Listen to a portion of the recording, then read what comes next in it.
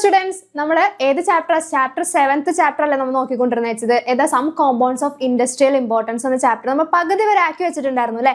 അതിനകത്ത് നിന്ന് നമുക്ക് ലാസ്റ്റ് സെക്ഷൻ കൂടി നോക്കാനുണ്ട്. ഇതിനകത്ത് ഇപ്പോൾ നമ്മൾ നോക്കുന്നത് എന്താണെന്ന് വെച്ചാൽ കുറച്ച് കോമ്പൗണ്ട്സിന്റെ പ്രിപ്പറേഷൻ കൂടി പറയാനുണ്ട്. അത് കൂടാതെ ബേസിസിറ്റി ഓഫ് ആസിഡ്സിന്റെ കാര്യം കൂടി നമുക്ക് ഈ സെക്ഷനിൽ ഡിസ്കസ് ചെയ്യാം. അപ്പോൾ അത് നമുക്ക് എന്ത് ചെയ്യാം, ബേസിസിറ്റി ഓഫ് ആസിഡ്സിന്റെ സെക്ഷൻ നമുക്ക് നോക്കാം അല്ലേ. അപ്പോൾ അതിനകത്ത് നമുക്ക് ആസിഡ് ബേസിക് ആണോ, എത്ര ബേസിക് ആണ് നമുക്കറിയാം. ആസിഡ്സിന്റെ ബേസിസിറ്റി പറയുന്നത് 3 രീതിയിൽ പറയാം. ഒന്ന് മോണോ ബേസിക് ആണ്, അല്ലെങ്കിൽ ഡൈ ബേസിക് ആണ്, അല്ലെങ്കിൽ ട്രൈ ബേസിക് ആണ്. 3 രീതിയിൽ നമുക്ക് ബേസിസിറ്റി ആസിഡിന്റെ കേസിൽ പറയാൻ പറ്റും. അപ്പൊ നമുക്ക് കുറച്ച് എക്സാമ്പിൾസ് വെച്ചിട്ട് പറയാം അല്ലെ. ആദ്യത്തെ എക്സാമ്പിൾസ് നോക്കിക്കോ. നമുക്ക് കോമൺ ആയിട്ടുള്ള കുറച്ച് ആസിഡ്സ് ആണ് വന്നിരിക്കുന്നത്. HNO3 ഉണ്ട്, HCl ഉണ്ട്, HBr ഉണ്ട്. ഇതൊക്കെ നമുക്ക് കോമൺ ആയിട്ടുള്ള ആസിഡ്സ് അല്ലേ. ഇതെല്ലാം ബേസിസിറ്റി പറയുന്ന സമയത്ത് ആസിഡ് എങ്ങനെയാണ് സ്പ്ലിറ്റ് ചെയ്യുന്നത് നോക്കാം, എങ്ങനെയാണ് ഡിസോസിയേറ്റ് ചെയ്യുന്നത് നോക്കിയിട്ട് വേണം. അതിനകത്ത് ഡിസോസിയേറ്റ് ചെയ്യുന്ന സമയത്ത് H+ന്റെ കോൺസെൻട്രേഷൻ എത്രത്തോളം ഉണ്ടെന്ന് നമ്മൾ നോക്കണം. H+ന്റെ കോൺസെൻട്രേഷൻ വെച്ചിട്ടാണ് ഒരു ആസിഡിന്റെ ബേസിസിറ്റി നമുക്ക് പറയാൻ പറ്റുക. H+ന്റെ കോൺസെൻട്രേഷൻ 1 ആണെങ്കിൽ അത് നമുക്ക് എന്ത് പറയാം, അത് മോണോ ബേസിക് ആയിട്ടുള്ള ആസിഡ് ആണെന്ന് പറയാം. ഇനി H+ന്റെ കോൺസെൻട്രേഷൻ എമൗണ്ട് 2 ആണെങ്കിലോ നമുക്ക് എന്ത് പറയാം, അത് ഡൈബേസിക് ആയിട്ടുള്ള ആസിഡ് ആണെന്നും. അതേപോലെ H+ന്റെ കോൺസെൻട്രേഷൻ 3 ആണെങ്കിൽ അത് ട്രൈ ബേസിക് ആയിട്ടുള്ള ആസിഡ് ആണെന്നും പറയാം. അപ്പൊ നമുക്ക് ആദ്യത്തെ സെക്ഷൻ നമുക്ക് നോക്കാം അല്ലെ. ഇത് നോക്കിക്കേ, HNO3 ഉണ്ട്, HCl ഉണ്ട്, HBr ഉണ്ട്. ഈ ആസിഡുകളെല്ലാം എങ്ങനെയാണ് ഡിസോസിയേറ്റ് ചെയ്യുന്നതെന്നാണ് മിസ് ഇതേ പറയാൻ പോകുന്നത്. നോക്കിക്കോട്ടോ. നമുക്കറിയാം HNO3 നമുക്ക് എങ്ങനെ ഡിസോസിയേറ്റ് ചെയ്യാൻ പറ്റും. H++NO3 മൈനസ് എങ്ങനെയാണ് നമുക്ക് ഡിസോസിയേറ്റ് ചെയ്യാൻ പറ്റുന്നത് അല്ലെ. HCl എങ്ങനെ ഡിസോസിയേറ്റ് ചെയ്യുന്നത്, H+ എന്നും NO3 മൈനസ് എന്ന് പറഞ്ഞിട്ടാണ് നമുക്ക് ഡിസോസിയേറ്റ് ചെയ്യാൻ പറ്റുക. അപ്പൊ നമുക്ക് നോക്കിക്കേ, ഇവിടെ ഇനി ഡിസോസിയേഷൻ നമുക്ക് പോസിബിൾ അല്ല അല്ലെ. HCl കംപ്ലീറ്റ്ലി ഡിസോസിയേറ്റ് ആയിട്ടുണ്ട്. H+ എന്ന് പറയുന്നതും NO3 മൈനസ് എന്ന് പറയുന്ന രീതിയിൽ രണ്ടായിട്ട് നമുക്ക് ഡിസോസിയേറ്റ് ചെയ്ത് കിട്ടിയിട്ടുണ്ട്. ഇനി ഫർദർ ഡിസോസിയേഷൻ പോസിബിൾ അല്ലാത്ത സിറ്റുവേഷനിൽ H+ എത്രയാണ് ഇവിടെ വന്നിരിക്കുന്നത്, 1 ഒരു H+ ആണ് വന്നിരിക്കുന്നത് അല്ലെ. അപ്പൊ നമുക്ക് പറയാം H+ന്റെ കോൺസെൻട്രേഷൻ എന്ന് പറഞ്ഞാൽ ഇവിടെ എന്താണ്, 1 ആയിട്ടാണ് നിൽക്കുന്നത്. അപ്പൊ HClന്റെ എന്താ ഏത് ബേസിസിറ്റി എന്ന് ചോദിച്ചാൽ എന്താ, മോണോ ബേസിക് ആയിട്ടുള്ള ആസിഡ് ആണ് HCl എന്ന് പറയുന്നത്. നെക്സ്റ്റ് നോക്കിക്കേ, HCl അല്ല HNO3, മിസ്സിന് തെറ്റിപ്പോയതാണ്. നെക്സ്റ്റ് നോക്കിക്കേ, HClന്റെ കേസിലാണെങ്കിലും ഇവിടെ എന്താ നമുക്ക് നടക്കുക, ഇവിടുത്തെ ഡിസോസിയേഷൻ എന്ന് പറയുന്നതും H++Cl മൈനസ് അങ്ങനെയായിരിക്കും നമുക്ക് ഇവിടുത്തെ ഡിസോസിയേഷൻ സംഭവിക്കാം. നോക്കിക്കേ, HCl എങ്ങനെയായിരുന്നു, H+ഉം Cl മൈനസും ആയിട്ടാണ് ഡിസോസിയേഷൻ നടക്കുക. അവിടെ ഫർദർ ഡിസോസിയേഷൻ അവിടെ എന്താ പോസിബിൾ അല്ല, കാരണം H+ഉം Cl മൈനസും കംപ്ലീറ്റ്ലി ഡിസോസിയേഷൻ കഴിഞ്ഞു. അപ്പോൾ ആ കേസിലും H+ന്റെ അളവ് എന്ന് പറയുന്നത്, കോൺസെൻട്രേഷൻ എന്ന് പറയുന്നത് 1 ആണ്. അപ്പൊ HClലും എന്ത് ടൈപ്പ് ആസിഡ് ആണ്, മോണോ ബേസിക് ആയിട്ടുള്ള ആസിഡ് ആണ്. ഇനി നെക്സ്റ്റ് നോക്കിക്കേ, HBr അല്ലേ. HBr എന്ന് പറയുന്ന ആസിഡിന്റെ ബേസിസിറ്റി എങ്ങനെ നമുക്ക് നോക്കാം, ഇതിന്റെ ഡിസോസിയേഷൻ നമുക്ക് നോക്കാം. എങ്ങനെ നടക്കുക, H++Br മൈനസ് ഇങ്ങനെയായിരിക്കും HBrന്റെ ഡിസോസിയേഷൻ നടക്കുന്നത്, H+ എന്നും Br മൈനസിനും. ഇനി ഫർദർ ഡിസോസിയേഷൻ അവിടെ പോസിബിൾ അല്ല. അങ്ങനെയുള്ള സിറ്റുവേഷനിൽ H+ന്റെ കോൺസെൻട്രേഷൻ എന്ന് പറയുന്നത് 1 ആണ്. അപ്പൊ ഈ 3 ആസിഡിന്റെ കേസിൽ HNO3, HCl, HBr ഈ 3 ആസിഡിന്റെ കേസ് എന്ന് പറയുന്നത് എന്ത് ടൈപ്പ് ആസിഡുകളാണ്, മോണോ ബേസിക് ആസിഡുകളാണ്. മോണോ ബേസിക് ആയിട്ടുള്ള ആസിഡുകളാണ് ഇവര്. കാരണം എന്താ, H+ എല്ലാം ഓരോ H+ ആയിട്ടാണ് ഡിസോസിയേഷൻ നടന്നിരിക്കുന്നത്. അപ്പോൾ മോണോ ബേസിക് ആസിഡിന്റെ കാര്യം മനസ്സിലായി. ഇതുപോലെ തന്നെ H+ന്റെ കോൺസെൻട്രേഷൻ 2 ആവുന്ന സിറ്റുവേഷൻ നമുക്ക് നോക്കാം. അങ്ങനെ വരുന്ന സിറ്റുവേഷനിലാണ് അതെന്ത് പറയുന്നത്, ഡൈബേസിക് ആയിട്ടുള്ള ആസിഡുകൾ എന്ന് പറയുന്നത്. അപ്പോൾ ഡൈബേസിക്കിന്റെ എക്സാമ്പിൾ നമുക്ക് നോക്കാം. H2SO4 എടുത്തിട്ടുണ്ട്, അതുകൂടാതെ H2C2O4 എടുത്തിട്ടുണ്ട്. ഈ കേസിൽ നമുക്ക് ആദ്യത്തെ കിങ് ഓഫ് ആസിഡുകൾ എന്ന് വിളിക്കുന്ന ആരാണ്, സൾഫ്യൂരിക് ആസിഡ് ആണ് മിസ് ആദ്യത്തെ കോമ്പൗണ്ട് ആയിട്ട് എടുത്തിരിക്കുന്നത് കേട്ടോ. അപ്പൊ H2SO4ന്റെ കേസിൽ എങ്ങനെയാണ് നടക്കുന്നതെന്ന് നോക്കിക്കേ. നമുക്ക് ആദ്യം H++HSO4 മൈനസ് ഇങ്ങനെയായിരിക്കും ഡിസോസിയേഷൻ നടക്കാം. അപ്പൊ ഒരു H+ ഇവിടെ ഫോം ചെയ്തിട്ടുണ്ട്, ബാക്കി HSO4 മൈനസ് എന്ന് പറഞ്ഞിട്ടാണ് അടുത്ത കോമ്പൗണ്ട് ഫോം ചെയ്തിരിക്കുന്നത്. അതിന് പിന്നെ ഡിസോസിയേഷൻ പോസിബിൾ ആണ്. കാരണം എന്താ, ഒരു H ഉണ്ടല്ലോ, ഒരു ഹൈഡ്രജൻ ഉണ്ടല്ലോ. അപ്പൊ പിന്നെ ഫർദർ ഡിസോസിയേഷൻ പോസിബിൾ ആവുന്ന സമയത്ത് ഇനി ഇവിടുത്തെ ഡിസോസിയേഷൻ നടക്കുന്ന പറഞ്ഞാൽ HSO4നായിരിക്കും ബാക്കി ഫർദർ ഡിസോസിയേഷൻ നടക്കുക. HSO4 മൈനസിന് ഡിസോസിയേഷൻ നടക്കുന്ന സമയത്ത് എങ്ങനെയാ ഫോം ചെയ്യുക, H+ഉം SO4 2 മൈനസ് എന്നുള്ള രീതിയിലായിരിക്കും അവിടുത്തെ ഡിസോസിയേഷൻ നടക്കുന്നത്. ഓക്കെ ആണല്ലോ. അപ്പൊ ഈ മൊത്തം H2SO4 എന്ന് പറയുന്ന കോമ്പൗണ്ടിന് എത്ര H+ ഫോം ചെയ്ത് നോക്കിക്കേ, 2 H+ ഫോം ചെയ്തു അല്ലെ. അപ്പൊ കംപ്ലീറ്റ്ലി മിസ് ഇവിടെ എഴുതുകയാണെങ്കിൽ ഈ ഇക്വേഷൻ മൊത്തത്തിൽ മിസ് എഴുതാണേ. H2SO4 എങ്ങനെ ഡിസോസിയേറ്റ് ചെയ്തേ, മൊത്തത്തില് 2H+ SO4 2-. എങ്ങനെയായിരിക്കും ഡിസോസിയേഷൻ നടക്കുക? H2SO4 എങ്ങനെ എത്ര H+ ഇവിടെ ഫോം ചെയ്യിപ്പിച്ചു? 2 H+ ഫോം ചെയ്യിപ്പിച്ചു. അങ്ങനെ 2 H+ ഫോം ചെയ്യുന്നുണ്ടെങ്കിൽ അങ്ങനെയുള്ള ആസിഡുകൾ നമ്മൾ എന്ത് വിളിക്കുന്നു? ഡൈബേസിക് ആസിഡുകൾ എന്ന് വിളിക്കുന്നു. അതുപോലെ തന്നെ നെക്സ്റ്റ് ഇക്വേഷൻ നോക്കിക്കേ, നെക്സ്റ്റ് കോമ്പൗണ്ട് നോക്കിക്കേ, H2C2O4 എന്ന് പറയുന്നതാണ് നമ്മുടെ കോമ്പൗണ്ട്. ഇതിന്റെ ഡിസോസിയേഷൻ എങ്ങനെയായിരിക്കും നടക്കുക? എങ്ങനെയായിരിക്കും നടക്കുന്നത് നോക്കിക്കേ, H+ HC2O4-. ഇങ്ങനെയായിരിക്കും ആദ്യത്തെ ഡിസോസിയേഷൻ നടക്കുക. നെക്സ്റ്റ് ലെവലിൽ എങ്ങനെയാണ് നടക്കുന്നത്? ഈ കോമ്പൗണ്ട് അല്ലേ, ഇവിടെ ഓൾറെഡി ഫസ്റ്റ് ഡിസോസിയേഷൻ കഴിഞ്ഞിട്ട് കിട്ടിയിരിക്കുന്ന HC2O4- എന്ന് പറയുന്ന കോമ്പൗണ്ട് എങ്ങനെയായിരിക്കും ഫർദർ ഡിസോസിയേഷന് വിധേയമാകുന്നത്? H+ C2O4-. എങ്ങനെയായിരിക്കും ബാക്കിയുള്ള ഡിസോസിയേഷൻ ഇവിടെ പോസിബിൾ ആവുന്നത്? അപ്പോൾ ആ സമയത്ത് ഇതിന്റെ കംപ്ലീറ്റ്ലി ഉള്ള ഇക്വേഷൻ എങ്ങനെ എഴുതാൻ പറ്റും നോക്കിക്കോ. നമ്മുടെ കോമ്പൗണ്ട് ഏതായിരുന്നു? H2C2O4. ഇതിനെങ്ങനെ എത്ര H+ ഫോം ചെയ്തിട്ടുണ്ട്? 2 H+ അല്ലേ? 2H+ C2O4-. എങ്ങനെയായിരിക്കും ബാക്കി ഫർദർ ഡിസോസിയേഷൻ കഴിഞ്ഞിട്ട് നമുക്ക് കിട്ടിയിട്ടുണ്ടാവുക? അപ്പൊ ഇവിടെ നോക്കിക്കേ, H+ന്റെ കോൺസെൻട്രേഷൻ എത്ര? 2 ഉണ്ടല്ലേ. ഇപ്പൊ H2SO4ന്റെ കേസിലും H2C2O4ന്റെ കേസിലും ഇവിടുത്തെ ആസിഡ് എന്ന് പറയുന്നത് എന്ത് ആസിഡാണ്? ഡൈബേസിക് ആയിട്ടുള്ള ആസിഡുകളാണ് ഇവിടെ ഫോം ചെയ്യിപ്പിക്കുന്നത് അല്ലെ. HCl, HNO3, HBr എന്ന കേസിൽ പറഞ്ഞപ്പോൾ നമ്മൾ പറഞ്ഞത് മോണോബേസിക് ആയിട്ടുള്ള ആസിഡുകളാണെന്ന്. ഇവിടുത്തെ കേസിലാണെങ്കിലോ, H2C2O4ന്റെ കേസിലാണെങ്കിലും H2SO4ന്റെ കേസിലാണെങ്കിലും അവിടെ ഉണ്ടാവുന്ന ആസിഡ് എന്ന് പറഞ്ഞാൽ എന്ത് ടൈപ്പ് ആസിഡുകളാണ്? ഡൈബേസിക് ആയിട്ടുള്ള ആസിഡുകളാണ്. അപ്പൊ നമുക്ക് ഒന്ന് മനസ്സിലാക്കി കഴിഞ്ഞാൽ നമുക്ക് മനസ്സിലാവും ഇവിടെ ഹൈഡ്രജന്റെ എണ്ണം എത്രയാണെന്ന് നോക്കിക്കഴിഞ്ഞാൽ നമുക്ക് ഓട്ടോമാറ്റിക്കലി പറയുന്ന പോലെ ഡിസോസിയേഷന്റെ ഇക്വേഷൻ നമുക്ക് നോക്കേണ്ട ആവശ്യമില്ല. എത്ര ഹൈഡ്രജൻ അവിടെ ഉണ്ട് നോക്കിക്കഴിഞ്ഞാൽ നമുക്ക് പറയാൻ പറ്റും മോണോബേസിക് ആണോ, ഡൈബേസിക് ആണോ, ട്രൈബേസിക് ആണോ എന്നുള്ള റീസൺ. ഇനി ഇതാണ് നമുക്ക് ഇവിടുത്തെ തന്നിരിക്കുന്ന ഡിസോസിയേഷൻ എങ്കിൽ നെക്സ്റ്റ് നോക്കിക്കേ, H3PO4 ആണ് അടുത്ത് എന്തെടുത്തിരിക്കുന്നത്? ഒരു കോമ്പൗണ്ട് ആയിട്ട് എടുത്തിരിക്കുന്നത്. ഇവിടുത്തെ ബേസിസിറ്റി നമുക്ക് എങ്ങനെ പറയാൻ പറ്റും നോക്കിക്കേ. ഇതിന്റെ ഡിസോസിയേഷൻ എങ്ങനെയായിരിക്കും നടക്കുന്നത്? ആദ്യം നമുക്ക് ഇവിടെ H+ ഫോം ചെയ്യുന്നു, പിന്നെ HPO4- ആയിട്ട് മാറുന്നു അല്ലേ. H2PO4- ആയിട്ട് മാറുന്നു. ഒരു H+ മാത്രമേ ആദ്യത്തിൽ ഫോം ചെയ്തിട്ടുള്ളൂ. നെക്സ്റ്റ് കേസിൽ ഇതിനെ H2PO4- പിന്നെയും ഡിസോസിയേഷൻ നടക്കാണ്. അപ്പൊ എന്ത് സംഭവിക്കും? H+ HPO4- 2- ഫോം ചെയ്യാണ്. ഇനി ഇവിടെ H2PO4- പിന്നെ ഡിസോസിയേഷൻ കഴിച്ചിട്ട് എങ്ങനെയായത് മാറിയത്? HPO4-2- എത്തിയതല്ലേ. ഇനി ഇതിന് നമുക്ക് പിന്നെ ഫർദർ ഡിസോസിയേഷൻ കൊടുക്കാം. HPO4-2- ഫർദർ ഡിസോസിയേഷൻ നടക്കുമ്പോൾ എന്ത് സംഭവിക്കുന്നു? H+ HPO4-3- എത്തുന്നു. അപ്പൊ അതേ നോക്കിക്കേ, ഇവിടെ എത്ര H+ ഉണ്ടെന്ന്? എത്ര H+ ഉണ്ട്? 3 H+ ഉണ്ടല്ലേ. അപ്പൊ ആ കേസ് അങ്ങനെ 3 H+ ഫോം ചെയ്യിക്കാൻ പറ്റുന്ന ടൈപ്പ് ആസിഡുകളാണ് എന്ത് പറയുന്നത്? ട്രൈബേസിക് ആസിഡുകൾ എന്ന് വിളിക്കുന്നത്. അപ്പോൾ ഈ ഇക്വേഷനെ മിസ് മൊത്തത്തിലൊന്ന് സമ്മപ്പ് ചെയ്ത് എഴുതുവാണേ. H3PO4 ഡിസോസിയേഷൻ കഴിഞ്ഞ് കഴിഞ്ഞാൽ 3H+ PO4-3-.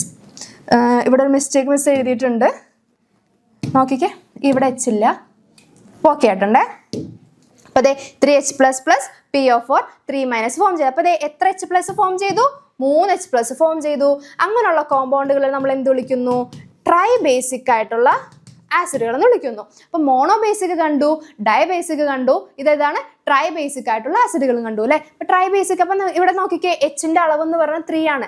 H3 ആണ് പറഞ്ഞിരിക്കുന്നത്. അപ്പൊ നമുക്ക് ഓട്ടോമാറ്റിക്കലി പറയാൻ പറ്റും അത് എന്ത് ആസിഡ് ആണെന്ന്? ട്രൈബേസിക് ആയിട്ടുള്ള ആസിഡുകളാണെന്ന് പറയാൻ പറ്റും. ഇങ്ങനെയാണ് നമുക്ക് തന്നിരിക്കുന്ന ആസിഡിന്റെ ബേസിസിറ്റി നമുക്ക് എന്ത് ചെയ്യാൻ പറ്റുന്നത്?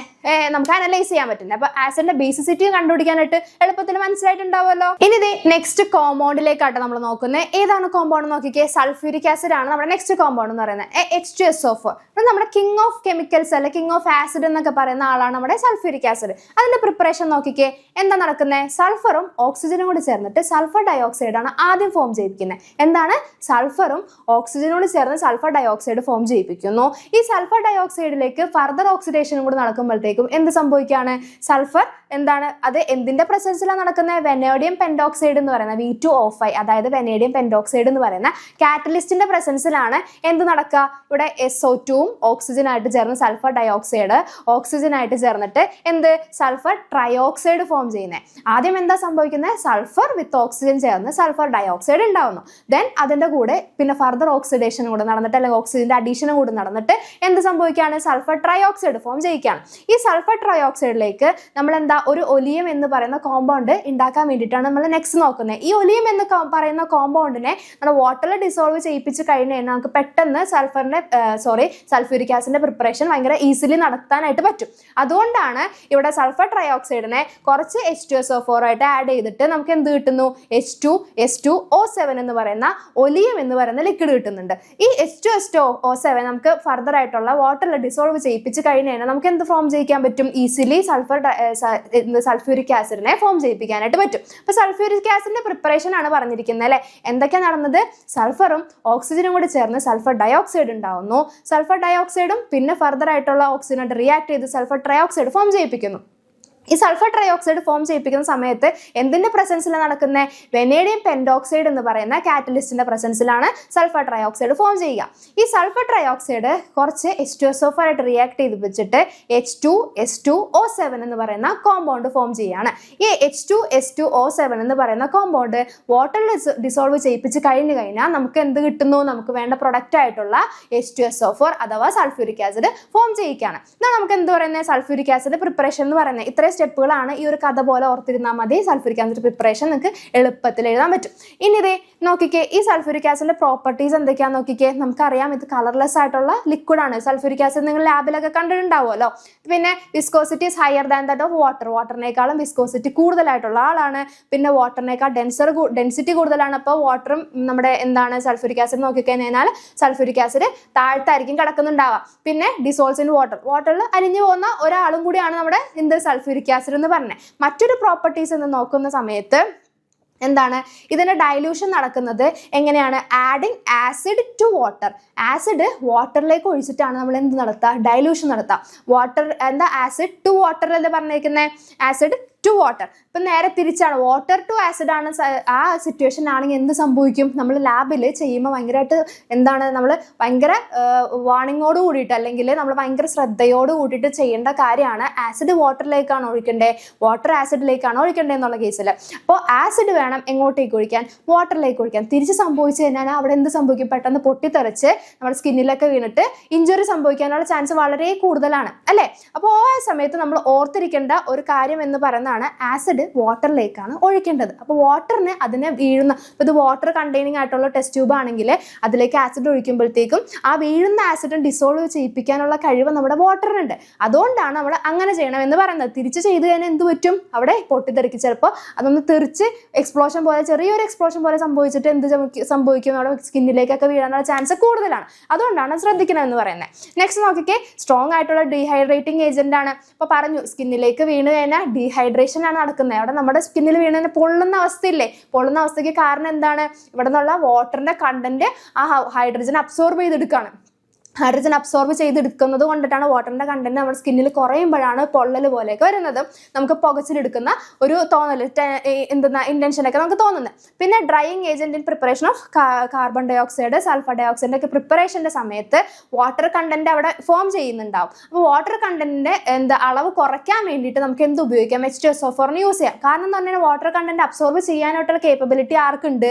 നമ്മുടെ സൾഫ്യൂരിക് ആസിഡിനുണ്ട്. അപ്പോൾ സൾഫ്യൂരിക് ആസിഡ് ഡ്രൈ ചെയ്യാനുള്ള കേപ്പബിലിറ്റി സൾഫ്യൂരിക് ആസിഡിന് ഉള്ളത് കൊണ്ട് കാർബൺ ഡൈ ഓക്സൈഡിന്റെയും സൾഫർ ഡൈ ഓക്സൈഡിന്റെ ഒക്കെ പ്രിപ്പറേഷൻ ടൈമിൽ നമ്മൾ ഉപയോഗിക്കുന്നുണ്ട്? നമ്മുടെ സൾഫ്യൂരിക് ആസിഡിനെ ഡ്രൈയിങ് ഏജന്റ് ആയിട്ട് യൂസ് ചെയ്യുന്നു. ഇതാണ് നമ്മുടെ സൾഫ്യൂരിക് ആസിഡിന്റെ കുറച്ച് ഫിസിക്കൽ പ്രോപ്പർട്ടീസും പ്രിപ്പറേഷനും പറയുന്നത്. ഇനി നമുക്ക് നെക്സ്റ്റ് നോക്കാനുള്ളത് ആളാണ് ആര്?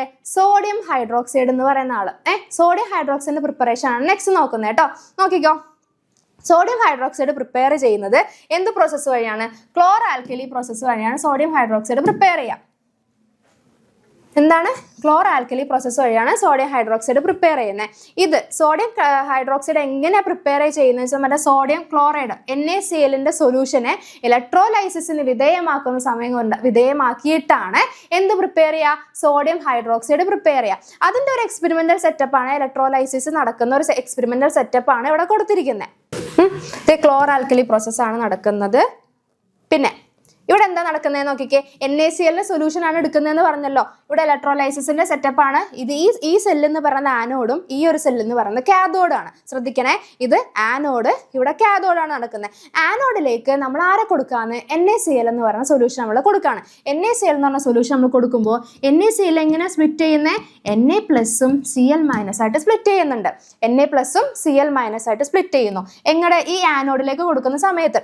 ആ സമയം കൊണ്ടിട്ട് ഈ Cl മൈനസ് ഒരു ഇലക്ട്രോൺ അക്സെപ്റ്റ് ചെയ്തിട്ട് എന്ത് ഗ്യാസ് ആയിട്ട്? ക്ലോറിൻ ഗ്യാസ് ആയിട്ട് ദേ ഈ വാൽവ് വഴി പുറത്തേക്ക് പോവാണ്. ഇതൊരു ഗ്യാസ് ആയിട്ട് പുറത്തേക്ക് പോവാണ് അല്ലേ? ആ സമയത്ത് Na പ്ലസ് ഓൾറെഡി ഉണ്ടല്ലോ, അത് ഇലക്ട്രോൺ അക്സെപ്റ്റ് ചെയ്ത് Na സോഡിയം ആയിട്ട് ഈ മെംബ്രെയിൻ വഴി, ഇതെന്ത് മെംബ്രെയിൻ ആണ്? ഒരു പോറസ് ആയിട്ടുള്ള മെംബ്രെയിൻ വഴി എങ്ങോട്ടേക്ക് കിടക്കുന്നു? ഇത് കാഥോഡിലേക്ക് പോവാണ്. ആനോഡിൽ നിന്നിട്ട് കാഥോഡിലേക്ക് മൂവ് ചെയ്യാണ്. ആ മൂവ് ചെയ്യുന്ന സമയത്ത് ഇവിടെ നിന്ന് ആരെ കൊടുക്കുന്നുണ്ട്? വാട്ടറിനെ കൊടുക്കുന്നുണ്ട്. വാട്ടർ എങ്ങനെ സ്പ്ലിറ്റ് ചെയ്യുക? H പ്ലസും OH മൈനസും ആയിട്ടാണ് സ്പ്ലിറ്റ് ചെയ്യുന്നത്. എങ്ങനെയാണ്? H പ്ലസും OH മൈനസ് ആയിട്ട് സ്പ്ലിറ്റ് ചെയ്യുകയും ആ Na ഇവിടെ ഉണ്ടാകുന്ന സോഡിയത്തിന്റെ കൂടെ ഈ OHും കൂടി ചേർന്ന് നമുക്ക് എന്ത് ഫോം ചെയ്യുന്നു? നമ്മുടെ പ്രൊഡക്റ്റ് ആയിട്ടുള്ള സോഡിയം ഹൈഡ്രോക്സൈഡ് ഫോം ചെയ്യാണ്. സോഡിയം ഹൈഡ്രോക്സൈഡ് ഫോം ചെയ്യുകയും ഇവിടുത്തെ H പ്ലസ് ഇല്ലടാ, അതെന്തായിട്ട് പുറത്തേക്ക് പോകുന്നുണ്ട്? H2 ഗ്യാസ്, ഹൈഡ്രജൻ ഗ്യാസ് ആയിട്ട് പുറത്തേക്ക് പോവുകയും ചെയ്യുന്നുണ്ട്. അപ്പോൾ സോഡിയം ഹൈഡ്രോക്സൈഡിന്റെ പ്രിപ്പറേഷന്റെ കൂടെ നമുക്ക് 2 എക്സ്ട്രാ ബൈ പ്രൊഡക്റ്റ് കിട്ടുന്നുണ്ട്. അത് ആരൊക്കെയാ ഫോം ചെയ്യുന്നത്? ക്ലോറിൻ എന്ന് പറയുന്ന ഗ്യാസും ഹൈഡ്രജൻ എന്ന് പറയുന്ന ഗ്യാസും അല്ലേ? ക്ലോറിൻ എന്ന് പറയുന്ന ഗ്യാസും ഹൈഡ്രജൻ എന്ന് പറയുന്ന ഗ്യാസും എക്സ്ട്രാ ബൈ പ്രൊഡക്റ്റ് ആയിട്ട് ഫോം ചെയ്യാണ്. ഏത് പ്രോസസ്സ് വഴിയാണ് നടക്കുന്നത്? ക്ലോർ ആൽക്കലി പ്രോസസ്സ് വഴിയാണ് നമ്മുടെ സോഡിയം ഹൈഡ്രോക്സൈഡ് പ്രിപ്പയർ ചെയ്യുന്നത്. സോഡിയം ഹൈഡ്രോക്സൈഡ് പ്രിപ്പയർ ചെയ്യാൻ വേണ്ടി നമ്മൾ എടുക്കുന്ന റിയാക്ടന്റ് എന്ന് പറയുന്നത് സോഡിയം ക്ലോറൈഡും വാട്ടറും ആണ്. പിന്നെ അത് ഏത് സെല്ല്? ഇലക്ട്രോലൈസിസ് നടക്കുന്ന പ്രോസസ്സ് വഴിയാണ് സോഡിയം ഹൈഡ്രോക്സൈഡ് ഫോം ചെയ്യുകയും അത് ആനോഡിലേക്ക് നമ്മൾ സോഡിയം ക്ലോറൈഡിന് കൊടുക്കുകയും കാഥോഡിലേക്ക് നമ്മൾ എന്താ വാട്ടറും കൂടിയാണ് പമ്പ് ചെയ്ത് കൊടുക്കുന്നത്. അവിടെ ഇലക്ട്രോലൈസിസ് നടന്നിട്ട് നമുക്ക് ക്ലോറിൻ ഗ്യാസും ഹൈഡ്രജൻ ഗ്യാസും ഫോം ചെയ്യുകയും പിന്നെ ഇവിടെ സോഡിയവും അതുകൂടാതെ ഇവിടെ H പ്ലസ് അയോണും കൂടി റിയാക്ട് ചെയ്തിട്ട് നമുക്ക് എന്ത് കിട്ടുന്നു? കാഥോഡിലെ സോഡിയം ഹൈഡ്രോക്സൈഡ് ഫോം ചെയ്യാണ് ചെയ്യുന്നത്. ഇതാണ് നമ്മുടെ ക്ലോർ ആൽക്കലി പ്രോസസ്. എന്തിന്റെ പ്രിപ്പറേഷൻ ആണ്? സോഡിയം ഹൈഡ്രോക്സൈഡിന്റെ പ്രിപ്പറേഷൻ നടക്കുന്നത്. ഓക്കെ ആണെന്ന് വിശ്വസിക്കുന്നു. നെക്സ്റ്റ് നോക്കിക്കേ, സോഡിയം ഹൈഡ്രോക്സൈഡിന്റെ യൂസസ് ആണ് പറയുന്നത് കേട്ടോ. എന്താ യൂസസ് നോക്കിക്കേ? For the preparation of soap and detergent soap പോലുള്ള സാധനങ്ങൾ പ്രിപ്പയർ ചെയ്യാൻ വേണ്ടിയിട്ടാണ് സോഡിയം ഹൈഡ്രോക്സൈഡ് മെയിൻലി യൂസ് ചെയ്യുക. അതെന്താ? ആൽക്കലി ആണ്, അതുകൊണ്ട് ഈ വക സാധനം നമുക്ക് ഉണ്ടാക്കാനായിട്ട് ഹെൽപ്ഫുൾ ആയിരിക്കും അല്ലേ? For the purification of bauxite in the manufacture of aluminium, അലൂമിനിയത്തിന്റെ പ്രിപ്പറേഷന്റെ സമയത്ത് നമ്മൾ എടുക്കുന്ന ഓർ എന്ന് പറയുന്നതാണ് എന്ത്? ബോക്സൈറ്റ്. നമ്മൾ മെറ്റൽസിന്റെ ചാപ്റ്റർ പഠിച്ചിട്ടുണ്ടല്ലേ കുറെ ഓറുകളെല്ലാം. ആ ബോക്സൈറ്റിന്റെ പ്യൂരിഫിക്കേഷന് വേണ്ടി നമ്മൾ എടുക്കുന്ന ഒരാളാണ് എന്ത്? നമ്മുടെ സോഡിയം ഹൈഡ്രോക്സൈഡ് എന്ന് പറയുന്ന കെമിക്കൽ. നെക്സ്റ്റ് നോക്കിക്കേ, പിന്നെ ടു പ്രൊഡ്യൂസ് പേപ്പർ പ്രൊഡ്യൂസ് ചെയ്യാൻ വേണ്ടിയിട്ടും റയോൺ എന്ന് പറയുന്ന മെറ്റീരിയൽ പ്രൊഡക്ഷന് വേണ്ടിയിട്ടും പിന്നെന്താ മെഡിസിൻസ് ആയിട്ടുള്ള ആസ്പിരിൻ പോലുള്ള മെഡിസിൻ്റെ പ്രൊഡക്ഷന് വേണ്ടിയിട്ടും ആരെ നമ്മൾ യൂസ് ചെയ്യുന്നുണ്ട്? സോഡിയം ഹൈഡ്രോക്സൈഡിനെ യൂസ് ചെയ്യുന്നുണ്ട്. ഓക്കെ ആണല്ലോ? ഇതൊക്കെയാണ് നമ്മുടെ സോഡിയം ഹൈഡ്രോക്സൈഡിന്റെ യൂസ് എന്ന് പറയുന്നത്. നെക്സ്റ്റ് ആയിട്ടുള്ള കെമിക്കൽ, ഇപ്പം നമ്മൾ സോഡിയം ഹൈഡ്രോക്സൈഡ് H2SO4 ആണ് ഇന്ന് പറഞ്ഞിട്ടുണ്ട്. സോഡിയം ഹൈഡ്രോക്സൈഡ് പറഞ്ഞു. നെക്സ്റ്റ് നമ്മൾ നോക്കുന്നതാണ് എന്ത്? HCl എന്ന് പറയുന്ന കെമിക്കൽ അല്ലേ? HCl എന്താ നടക്കുന്നത് നോക്കിക്കേ? ഹൈഡ്രജൻ ക്ലോറൈഡ് ആണ് നമ്മൾ ഉണ്ടാക്കുന്നത്. ഡയറക്റ്റ് കോമ്പിനേഷൻ ആണ്. ഹൈഡ്രജനും ക്ലോറിനും ഡയറക്റ്റ് കോമ്പിനേഷൻ നടത്തി കഴിഞ്ഞാൽ ഡയറക്റ്റ് കെമിക്കൽ റിയാക്ഷൻ നടന്നു കഴിഞ്ഞിട്ട് നമുക്ക് കിട്ടുന്ന പ്രൊഡക്റ്റ് ആണ് എന്ത്? HCl എന്ന് പറയുന്ന പ്രൊഡക്റ്റ്. അതിന്റെ യൂസസ് ആണ് മെയിൻലി നമുക്ക് നോക്കാനുള്ളത്. എന്തിനു വേണ്ടിയിട്ടാണ്?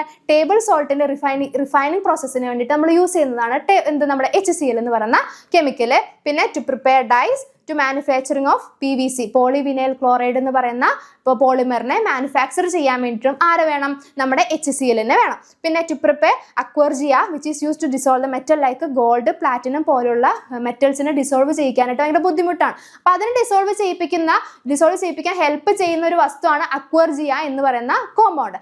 അതിന് പ്രിപ്പറേഷന് വേണ്ടിയിട്ട്, അതിന് ഉണ്ടാക്കുന്നതിന് വേണ്ടിയിട്ട് ഹെൽപ്പ് ചെയ്യുന്ന ഒരാളാണ് നമ്മുടെ HCl. ഓക്കെ ആണല്ലോ? പിന്നെന്താ? ഫെർട്ടിലൈസേഴ്സ് ഉണ്ടാക്കുക, മെറ്റൽസിനെ റിഫൈൻ ചെയ്യിക്കുക, ഇതിനെല്ലാം ഹെൽപ്പ് ചെയ്യുന്ന ഒരാളും കൂടിയാണ് നമ്മുടെ HCl എന്ന് പറഞ്ഞത്. അപ്പൊ ഈ യൂസസ് ആണ് നമുക്ക് ഇമ്പോർട്ടന്റ് ആയിട്ട് HCl-ന്റെ കേസിൽ വരിക. HCl-ന്റെ പ്രിപ്പറേഷൻ എന്ന് പറഞ്ഞാൽ ഭയങ്കര എളുപ്പമാണ്. ഹൈഡ്രജനും ക്ലോറിനും റിയാക്ട് ചെയ്യിപ്പിച്ച HCl കിട്ടി. ഓക്കെ ആണല്ലോ? ഈ യൂസസ് ഒന്ന് ഓർത്ത് വെച്ചേക്കാം. അപ്പം ഇത്രയും കെമിക്കൽ കോമ്പൗണ്ട്സ് ആണ് നമ്മുടെ ഈ ഒരു ചാപ്റ്ററിൽ നോക്കാനുള്ളത്. അപ്പം നമ്മൾ അമോണിയ നോക്കിയായിരുന്നു. അമോണിയ കഴിഞ്ഞ വീഡിയോസിലെല്ലാം നമ്മൾ അമോണിയ ആണ് പറഞ്ഞത് കഴിഞ്ഞ ക്ലാസ്സിൽ. ഇപ്പോൾ എന്തൊക്കെയാണ് നോക്കിയത്? H2SO4 HCl NaOH. ഇത്രയും കേസുകളാണ് നമ്മൾ ഈ ചാപ്റ്ററിൽ അല്ലെങ്കിൽ ഇന്നത്തെ സെക്ഷനിൽ നമ്മൾ പഠിച്ചത്. ഇത്രയും കെമിക്കൽസ് ആണ് some important compounds of industrial importance എന്ന് പറഞ്ഞാൽ അല്ലെങ്കിൽ ഇൻഡസ്ട്രിയൽ കോമ്പൗണ്ട്സ് എന്ന് പറഞ്ഞാൽ ഈ ചാപ്റ്ററിൽ നമുക്ക് എന്താ സ്പെഷ്യലൈസ് ചെയ്ത് നമുക്ക് നോക്കാനുള്ളത്. ഇനി അതിൻ്റെ കൂടെ നമുക്ക് കുറച്ച് സോൾട്ടുകളെ പറ്റിയിട്ടും ഫെർട്ടിലൈസേഴ്സിനെ പറ്റിയിട്ടും കൂടി നോക്കാനുണ്ട്. ആ ഒരു സെക്ഷനോട് കഴിഞ്ഞ് കഴിഞ്ഞാൽ നമ്മുടെ ഈ ചാപ്റ്റർ കംപ്ലീറ്റ്ലി വൈൻഡപ്പ് ചെയ്യാൻ പോവാണേ.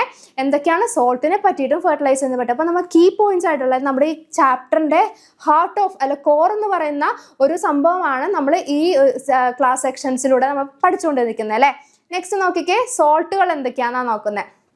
സോൾട്ടുകൾ എന്ന് പറഞ്ഞാൽ 3 ടൈപ്പ് സോൾട്ടുകളാണ് നമുക്ക് പ്രസന്റ് ആയിട്ടുള്ളത്. ന്യൂട്രൽ സോൾട്ട് ഉണ്ട്, അസിഡിക് സോൾട്ട് ഉണ്ട്, ബേസിക് സോൾട്ട് ഉണ്ട്. 3 ടൈപ്പ് സോൾട്ടുകളാണ്. ഈ 3 ടൈപ്പ് സോൾട്ടുകൾ എങ്ങനെയാണ് ഫോം ചെയ്യുന്നതെന്നാണ് നോക്കുന്നത്.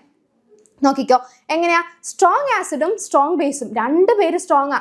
ആസിഡും സ്ട്രോങ് ആണ്, ബേസും സ്ട്രോങ് ആണ്. നമുക്കറിയാം സോൾട്ട് ഉണ്ടാവണമെങ്കിൽ ആസിഡും ബേസും റിയാക്ട് ചെയ്യിപ്പിക്കണം. ഇത് 2 പേര് സ്ട്രോങ് ആണെങ്കിൽ അവരെന്താണ് ന്യൂട്രലൈസ് ചെയ്യും. ഇപ്പം ഇവിടെ നിന്ന് ഈ കമ്പ് പിടിച്ച് വലിക്കുന്ന ആൾ ഇവിടുത്തെ ആൾ സ്ട്രോങ്, ഇവിടുത്തെ ആൾ സ്ട്രോങ് ആണെന്ന് അങ്ങോട്ടും ഇങ്ങോട്ടും നീങ്ങില്ല, ഇവിടെ തന്നെ നിൽക്കില്ലേ, അങ്ങനെ ന്യൂട്രലൈസ് ആയി പോകും. അപ്പോൾ നമുക്ക് ഉണ്ടാവുന്ന സോൾട്ട് എന്ന് പറയുന്നത് എന്തായിരിക്കും? ന്യൂട്രൽ സോൾട്ട് ആയിരിക്കും അവിടെ ഫോം ചെയ്യിക്കുക. നെക്സ്റ്റ് നോക്കിക്കേ, സ്ട്രോങ് ആസിഡും വീക്ക് ബേസും ആണ് നടക്കുന്നതെങ്കിൽ, സ്ട്രോങ് ആസിഡും വീക്ക് ബേസും ആണ് റിയാക്ട് ചെയ്യുന്നതെങ്കിൽ അവിടെ ആരാ സ്ട്രോങ്? ഇവിടെ ഒരാൾ സ്ട്രോങ്ങും ഒരാൾ വീക്കും ആണ്. അപ്പോൾ പിടിച്ച് വലിക്കുന്ന സമയത്ത് ആർക്കടെ സൈഡിലേക്കാ പോവാ? സ്ട്രോങ് ആയിട്ടുള്ള സൈഡിലേക്കല്ല ഈ കമ്പ് നീങ്ങി പോവാ. അതേപോലെ തന്നെ സ്ട്രോങ് ആസിഡും വീക്ക് ബേസും റിയാക്ട് ചെയ്യുന്ന സമയത്താണെങ്കിൽ നമുക്ക് ഉണ്ടാകുന്ന കോമ്പൗണ്ട് അല്ലെങ്കിൽ പ്രൊഡക്റ്റ് എന്ന് പറയുന്നത് എന്തായിരിക്കും? സ്ട്രോങ് ആസിഡ് ആയിരിക്കും. അതെ, അല്ലെങ്കിൽ അസിഡിക് ആയിട്ടുള്ള സ്ട്രോങ് ആസിഡ് അല്ല, അസിഡിക് ആയിട്ടുള്ള സോൾട്ട് ആയിരിക്കും. അപ്പോൾ അസിഡിക് ആയിട്ടുള്ള സോൾട്ടാണ് ഇവിടെ ഫോം ചെയ്യുന്നത്. നെക്സ്റ്റ് അടുത്ത കേസിൽ സ്ട്രോങ് ബേസും വീക്ക് ആയിട്ടുള്ള ആസിഡുമാണ് റിയാക്ട് ചെയ്യുന്ന സമയത്ത് എന്തായിരിക്കും ഫോം ചെയ്യുക? ആരാ അവിടെ സ്ട്രോങ്? ആസിഡ് അല്ലേ, ബേസ് അല്ലേ? സ്ട്രോങ് ആയിട്ടുള്ള ബേസ് ആണ്. അപ്പൊ നമുക്ക് ഉണ്ടാകുന്ന സോൾട്ട് എന്ന് പറയുന്നതും എന്തായിരിക്കും? ബേസിക് സോൾട്ട് ആയിരിക്കും. ഇത്രയാണ് സോൾട്ടിന്റെ കാര്യത്തിൽ നമ്മൾ നോക്കാനുള്ളത്. അപ്പൊ ആരാണോ സ്ട്രോങ് അതിന്റെ ഫർദർ ആയിട്ടുള്ള അതിന്റെ തന്നെ സോൾട്ടുകളായിരിക്കും നമുക്ക് ഫോം ചെയ്യുക. സ്ട്രോങ് ആസിഡ് എടുത്തതിനാ ആസിഡിക് സോൾട്ട് ഫോം ചെയ്യും, സ്ട്രോങ് ബേസ് എടുത്തതിനാ ബേസിക് സോൾട്ട് ഫോം ചെയ്യും. ഇനി 2 പേര് സ്ട്രോങ് ആണെങ്കിലോ ന്യൂട്രൽ ആയി പോയിട്ട് ന്യൂട്രൽ സോൾട്ട് ആയിരിക്കും ഫോം ചെയ്യിക്കാം. ഓക്കെ ആണല്ലോ. ഇനി ഫെർട്ടിലൈസേഴ്സ് എന്ന് പറഞ്ഞൊരു സെക്ഷൻ. നമുക്കറിയാം ഫെർട്ടിലൈസറുകൾ എന്തിനാ ഉപയോഗിക്കുന്നത്? ഫെർട്ടിലൈസേഴ്സ് യൂസ് ചെയ്യുന്നത് എന്ന് പറഞ്ഞു കഴിഞ്ഞാൽ നമ്മുടെ പ്ലാന്റ്സിന്റെ ഗ്രോത്തിന് ഹെൽപ്പ് ചെയ്യാൻ വേണ്ടിയിട്ടല്ലേ. ഇപ്പോൾ അഡീഷണൽ ആയിട്ട് നമുക്ക് കുറച്ച് നമുക്ക് ഇമ്മ്യൂണിറ്റി ഇല്ലാത്ത സമയത്താണെങ്കിൽ എക്സ്ട്രാ നമ്മൾ ഇമ്മ്യൂണിറ്റി ഒക്കെ നമ്മൾ എടുക്കില്ലേ, ഇമ്മ്യൂൺ ടാബ്ലറ്റ്സുകൾ എടുക്കുന്ന പോലെ തന്നെ കുറച്ചൊരു ഹെൽപ്പിന് വേണ്ടിയിട്ട് നമ്മൾ ഇട്ട് കൊടുക്കുന്ന പ്ലാന്റ്സിന്റെ ഗ്രോത്തിനെല്ലാം ഹെൽപ്പിന് വേണ്ടിയിട്ട് നമ്മൾ കൊടുക്കുന്ന ഒരു അഡീഷണൽ സാധനമാണ് ഫെർട്ടിലൈസർ എന്ന് പറയുന്നത്. അത് പല ടൈപ്പ് ഫെർട്ടിലൈസേഴ്സ് ഉണ്ട്. ആ ഫെർട്ടിലൈസേഴ്സിന്റെ കണ്ടന്റ് മാറുന്നതിനനുസരിച്ചിട്ട് അതിന്റെ ഗുണങ്ങളും മാറാം. ഇപ്പൊ ഫെർട്ടിലൈസേഴ്സ് തന്നെ കുറെ ടൈപ്പ് ഉണ്ട്. പൊട്ടാസ്യം, ഫോസ്ഫറസ്, നൈട്രജൻ എല്ലാം അടങ്ങിയിരിക്കുന്ന ഫെർട്ടിലൈസേഴ്സ് ആണെങ്കിൽ ആ സംഭവങ്ങൾ എന്ന് പറയുന്നത് നമ്മുടെ ഒരു പ്ലാന്റിന്റെ ഗ്രോത്തിന് എന്തായാലും എസെൻഷ്യലി വേണ്ട സാധനങ്ങളാണ്. അതുകൊണ്ട് അവർ പ്രൈമറി ന്യൂട്രിയൻസ് എന്ന് വിളിക്കുന്നു. പ്രൈമറി ന്യൂട്രിയൻസ് ലാർജ് ക്വാണ്ടിറ്റിയിലായിരിക്കണം ഈ പ്ലാന്റ്സിന് നമ്മൾ പ്രൊവൈഡ് ചെയ്യേണ്ടത്.